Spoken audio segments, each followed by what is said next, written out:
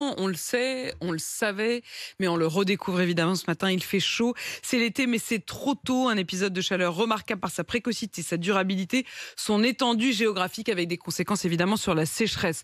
Votre parti pris, c'est de dire qu'il faut arrêter de construire des piscines. C'est un peu de la provoque, non? C'est un peu de la provoque, c'est une réalité, hein.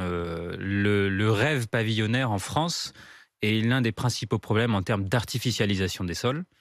Quand on artificialise des sols, on perd des espaces naturels, on perd de la capacité de stockage de l'eau. Donc c'est pas la piscine en tant que telle qui est le problème, c'est le pavillon individuel et le fait que on détruit de plus en plus d'espaces naturels qui sont notre réserve en eau pour combattre ces sécheresses. Alors si on va effectivement au-delà de la question de la provoque et qui peut être très même violemment perçue, j'imagine ceux qui nous écoutent et qui se sont engagés sur un crédit de 25 ans pour pouvoir avoir leur maison individuelle. Vous dites au fond ce que disait il y a quelques semaines la ministre du Logement, mais pour d'autres raisons, qui étaient aussi des raisons d'énergie. Pour le coup, c'était plutôt sur la question du pétrole et du coût de l'essence qui rendait la vie beaucoup plus compliquée à ceux qui sont obligés de prendre la voiture.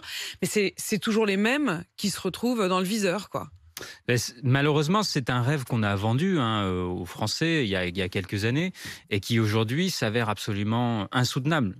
Insoutenable d'un point de vue écologique, puisqu'on voit que ça cause de gros problèmes sur les espaces naturels. Ça génère des problèmes en termes d'adaptation au changement climatique. Insoutenable sur le plan économique, puisque vous l'avez dit, des ménages qui dépendent de leur voiture pour faire le travail entre leurs pavillons en grande banlieue ou en zone excentrée, en zone rurale, et leur lieu de travail euh, prennent de plein fouet la hausse des carburants aujourd'hui. Donc, il y a toutes les raisons quand même pour essayer de faire en sorte de trouver d'autres modèles. Donc si vous en parlez, ça veut dire qu'ils sont à la fois coupables et victimes en fait. Ils sont victimes et ils sont coupables, je dirais, à leurs dépens. C'est pas du tout la personne qui construit un pavillon n'a pas du tout en tête je vais détruire la planète. Évidemment que non. Mais il n'empêche qu'au final, on a des impacts qui sont à la fois sur le plan écologique et sur le plan économique pour ces personnes. Donc Si il on faut les regarde et accompagner. qu'on essaye de